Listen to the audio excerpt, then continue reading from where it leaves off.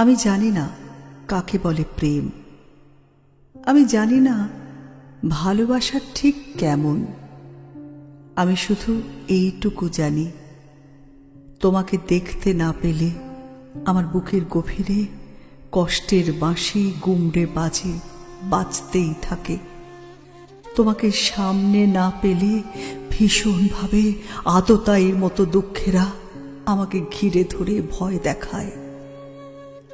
আমি জানি না কাকে বলে প্রেম, আমি জানি না ভালোবাসা ঠিক কেমন।